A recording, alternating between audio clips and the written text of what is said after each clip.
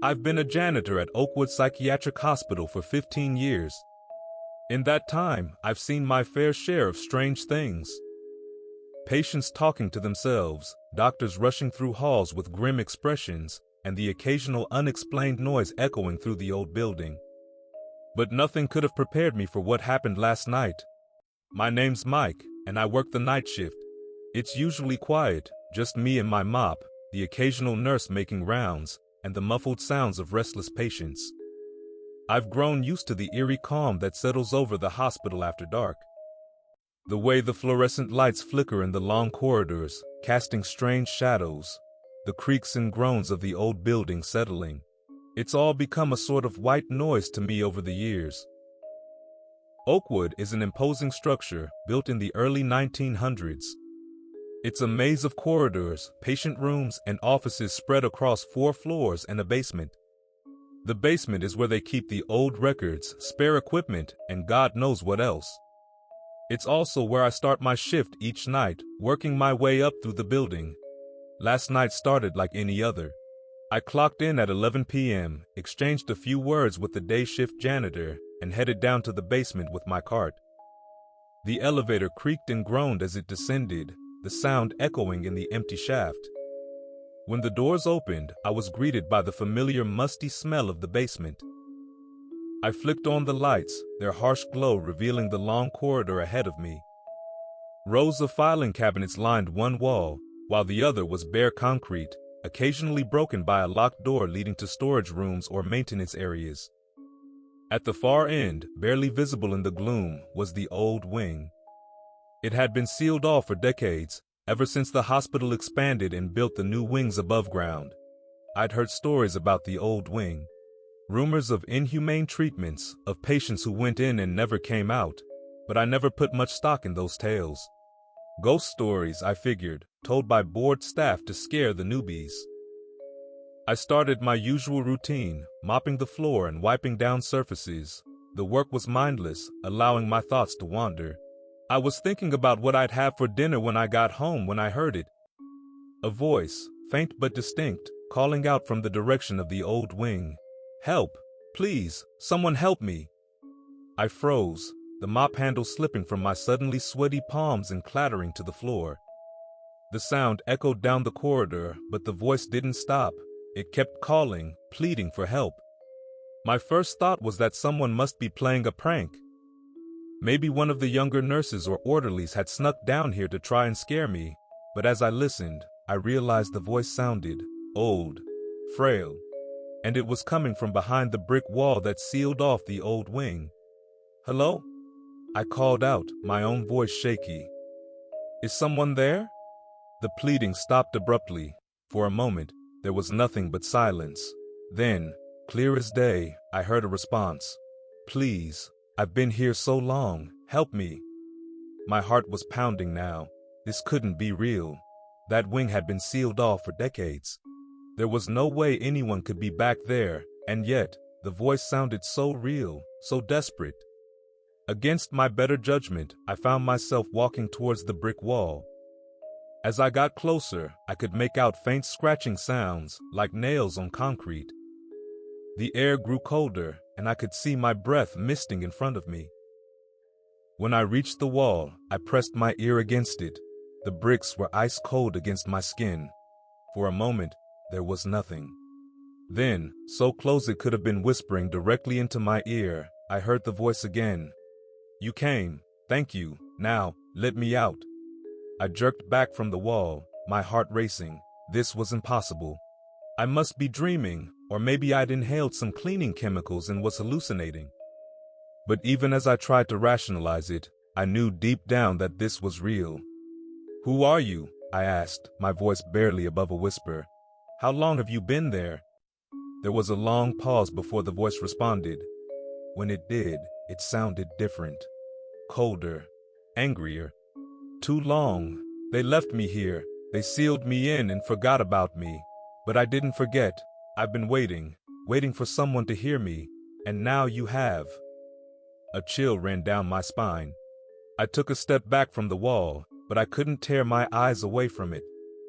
As I watched, I could have sworn I saw the bricks shift slightly, as if something on the other side was pushing against them. "What do you want?" I asked, though I was afraid I already knew the answer. "Freedom," the voice hissed. "Open the wall. Let me out." "You have the keys, don't you, janitor? You can access every part of this building. Open it, now." The last word was a shriek that seemed to shake the very foundations of the hospital. I stumbled backward, nearly tripping over my forgotten mop. The lights in the corridor began to flicker wildly, and I could hear the filing cabinets rattling. Without thinking, I turned and ran. I didn't stop until I reached the elevator, jabbing the button frantically. As the doors closed, I caught a final glimpse of the basement corridor. The lights had gone out, plunging it into darkness.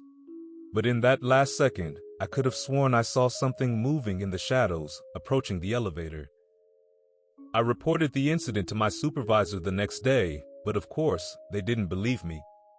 They said the old wing was securely sealed, that there was no way anyone could be back there. They suggested I was overtired, that maybe I should take a few days off. But I know what I heard. And now, every night when I go down to the basement, I can feel eyes watching me from behind that brick wall. Sometimes, when it's very quiet, I can still hear that voice, whispering, pleading, waiting.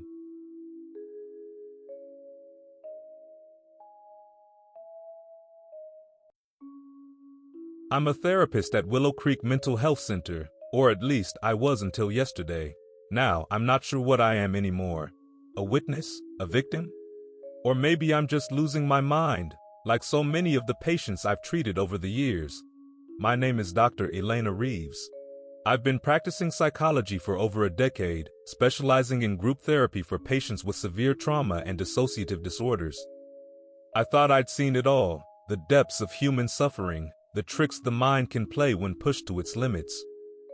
But nothing in my training or experience could have prepared me for what happened in that room yesterday.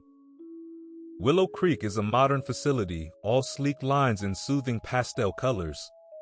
It's a far cry from the imposing asylums of the past, designed to put patients at ease and promote a sense of normalcy. My office is on the third floor, with large windows overlooking the lush gardens that give the center its name. The day started like any other. I had my usual group session scheduled for 2 p.m., 7 patients, all long-term residents of the center. They were a diverse group, ranging from a former soldier with PTSD to a young woman who had survived a cult. Despite their different backgrounds, they had formed a tight-knit support system over the months of therapy. I arrived early to set up the room, arranging the chairs in a circle. As I was adjusting the blinds to let in more natural light, I felt a sudden chill. It was odd, the air conditioning wasn't on, and it was a warm day outside. I shrugged it off and continued my preparations. The patients arrived one by one. First was Michael, the ex-soldier, always punctual. Then came Sarah, Lisa, and Marcus. Evelyn arrived a few minutes late, apologizing profusely. Jacob slipped in quietly, taking his usual seat by the window. Finally, Tessa arrived, looking more agitated than usual. As everyone settled in, I noticed an empty chair in the corner of the room. I frowned, trying to remember if I'd accidentally pulled out an extra one. But before I could dwell on it, I started the session. "Welcome, everyone," I began, smiling warmly at the group. "Let's start by checking in. How has everyone been feeling since our last session?" We went around the circle, each patient sharing their experiences over the past week. Michael talked about a nightmare he'd had, while Sarah proudly announced she'd managed to go grocery shopping without having a panic attack. Everything seemed normal, routine even. Then, halfway through Lisa's update about her new medication, I noticed something strange. Marcus, usually attentive and engaged, was staring intently at the empty chair in the corner. His eyes were wide, and he seemed to be holding his breath. I was about to ask if he was okay when Evelyn suddenly gasped. She too was looking at the chair, her face pale with shock. One by one, the other patients fell silent, their gazes drawn to that corner of the room. "What's going on?" I asked, trying to keep my voice calm despite the growing sense of unease in my stomach. "What are you all looking at?" For a moment, no one answered. The silence in the room was deafening. broken only by the sound of rapid breathing. Whether it was mine or one of the patients, I couldn't tell. Finally, Tessa spoke, her voice barely above a whisper. "He's back." A chill ran down my spine. "Who's back, Tessa?" I asked, even as a part of me screamed not to pursue this, to end the session and get everyone out of the room. "The man," Jacob answered, his eyes never leaving the chair. "The one with no face." I felt my heart start to race. This had to be some kind of shared delusion, I told myself. Group hysteria, perhaps triggered by one patient's hallucination. It wasn't uncommon in trauma survivors. But as I looked around the circle, seeing the genuine terror on each face, I knew this was something different, something worse. "There's no one there," I said, trying to sound authoritative despite the tremor in my voice. "The chair is empty. Let's all take a deep breath and—" I was cut off by a collective gasp from the group. They all jerked back in their seats simultaneously, as if recoiling from something. Something I couldn't see. "He stood up," Michael said, his voice shaking. He's coming towards us."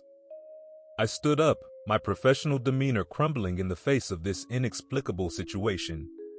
"This isn't real," I insisted, even as I felt the hairs on the back of my neck stand up. "Whatever you think you're seeing, it's not." "He's right behind you, Dr. Reeves," Sarah interrupted, her eyes wide with horror. "Oh God, he's reaching out to touch you." In that moment, I felt it, a presence behind me, cold and malevolent. I could almost feel icy fingers hovering just above my shoulder. Every instinct screamed at me to run, but I was frozen in place, paralyzed by a fear more profound than anything I'd ever experienced. Then, as suddenly as it had begun, it was over. The patients collectively exhaled, slumping in their seats as if a great weight had been lifted. I spun around, half expecting to see someone standing there, but the corner was empty, just an ordinary chair, bathed in afternoon sunlight. "He's gone," Tessa said, her voice filled with relief. "For now." I ended the session early, my mind reeling from what had just happened. As the patients filed out, each looking shaken but somehow lighter, as if they'd shared a great burden, I sank into my chair, trying to make sense of it all. I spent the rest of the day poring over the patients' files, looking for any commonality that could explain this shared experience, but there was nothing. No overlap in their backgrounds, no shared trauma that could account for this collective hallucination, if that's what it was. As night fell and the center quieted down, I found myself drawn back to the group therapy room. It was dark now, lit only by the glow of the emergency exit sign. I stood in the doorway, staring at that empty chair in the corner. "Hello," I called out, feeling foolish but unable to stop myself. "Is anyone there?" Silence answered me. But as I turned to leave, I caught a movement out of the corner of my eye. I spun around, my heart in my throat. The chair was moving. Slowly, deliberately, it was turning to face me. I ran. I ran out of the room, out of the building, not stopping until I reached my car. As I sped away from Willow Creek, my hands shaking on the steering wheel, I knew I could never go back. Not to that room, not to that chair. But even as I type this, safe in my own home, I can't shake the feeling that I'm not alone, that whatever was in that room has followed me. I keep seeing movement in my peripheral vision, keep feeling that cold presence just behind me.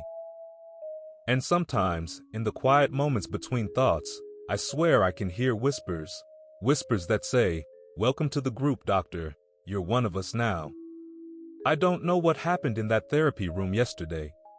I don't know if it was real, or if I've finally succumbed to the kind of delusions I've spent my career treating. But I do know this. Sometimes the empty chair is the most terrifying thing in the room. Because you never know who, or what, might be sitting in it, invisible to all but those who have seen true horror. And once you see it, you can never unsee it again.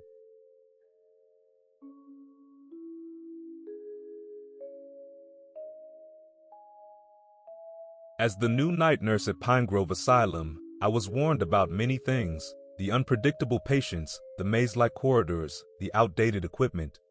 But nothing prepared me for the truth behind the scratching sounds coming from room 237. My name is Sarah, and I've been a psychiatric nurse for 5 years. I thought I'd seen it all in my previous job at a busy city hospital, but Pine Grove is different. It's an old institution tucked away in the countryside, far from prying eyes. The kind of place where they send the patients no one else can handle, the ones society would rather forget. I started my job on a cold, rainy night in October. The ancient building loomed before me, its Victorian architecture a stark silhouette against the stormy sky. As I walked through the heavy wooden doors, the smell hit me first, a mixture of disinfectant, musty old books, and something else I couldn't quite place. Something unsettling. The head nurse, a stern-faced woman named Margaret, gave me a brief tour. Her shoes clicked against the worn linoleum floors as we walked, the sound echoing in the quiet halls. Most of the patients were already in their rooms for the night, their muffled sounds barely audible behind thick doors. "You'll be covering the East Wing," Margaret explained, her voice hushed. "It's mostly long-term patients, stable, but challenging." We stopped in front of a heavy metal door marked East Wing. Margaret turned to me, her expression serious. "One more thing," she said. "You might hear some strange noises coming from room 237. Don't worry about it. It's just old pipes. The maintenance crew has checked it out dozens of times. There's nothing there." I nodded, trying to ignore the chill that ran down my spine at her words. Why did she feel the need to mention it if it was nothing? My first few nights were uneventful. I made my rounds, administered medications, and tried to memorize the labyrinthine layout of the old building, but I couldn't shake the feeling that something was off. The way the other nurses would fall silent when I entered the break room. The furtive glances they exchanged when they thought I wasn't looking. And then there was room 237. I hadn't heard any scratching sounds, but every time I passed that door, I felt a sense of unease. It was always cold in that part of the corridor, no matter how high we turned up the heat. It was on my 5th night that I finally heard it. I was doing my 2 a.m. rounds when a sound stopped me in my tracks.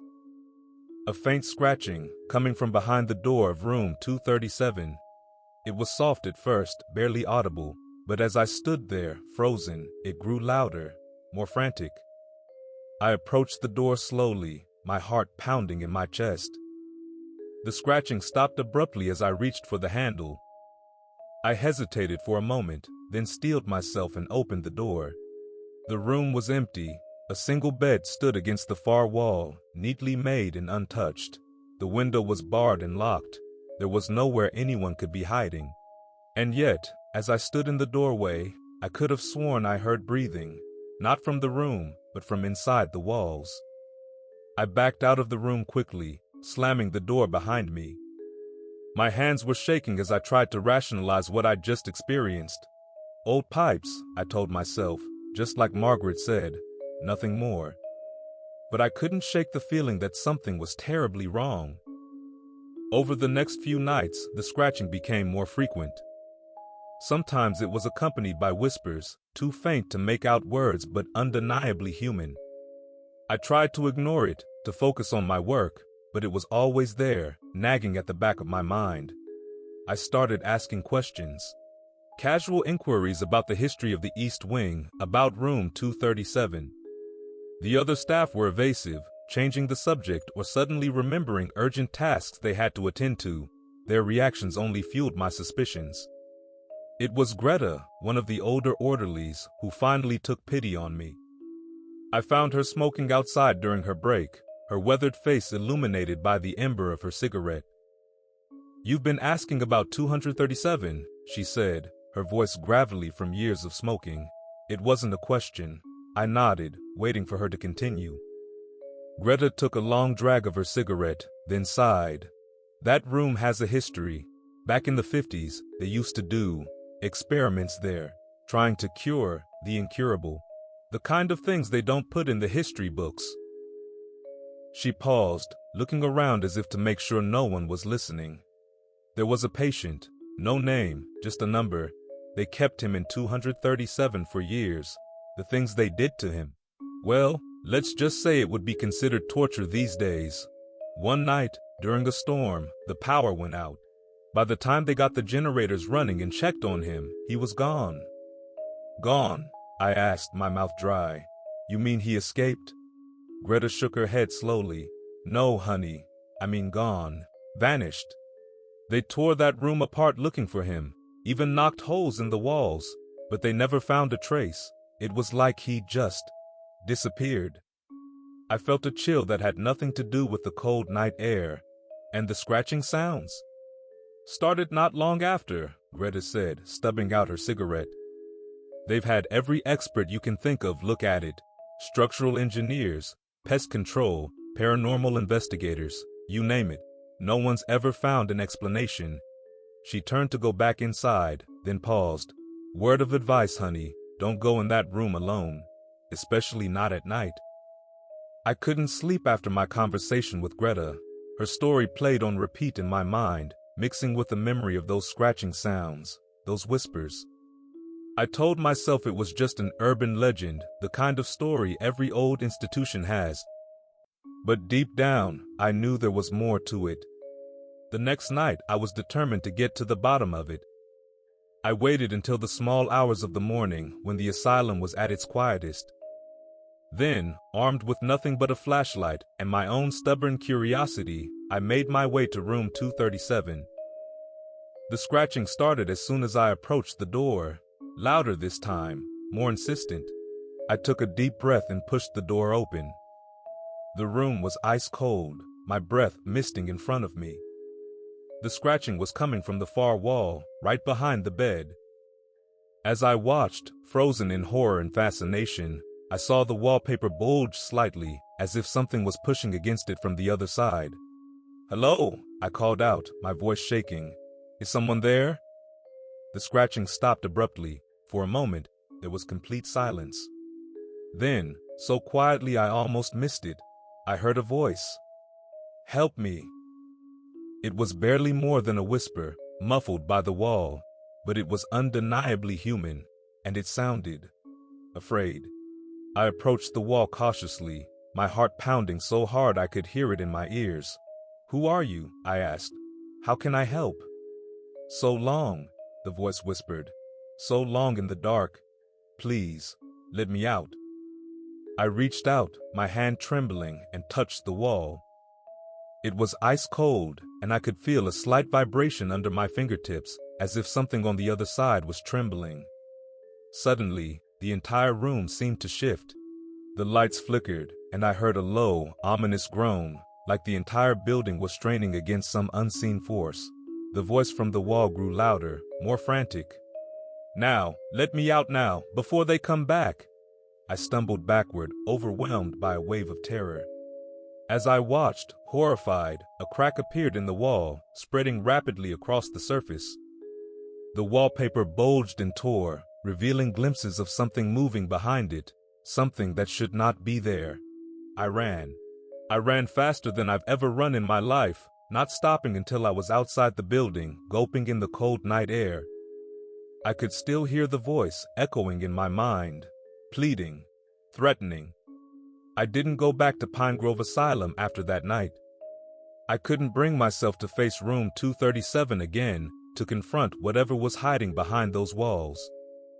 But sometimes, in the dead of night, I still hear those scratching sounds. And I wonder about the patient who vanished all those years ago, and whether he ever truly left room 237 at all. Submit your stories to creepychefmedia@gmail.com. Thanks for watching. Like and subscribe for future creepy content.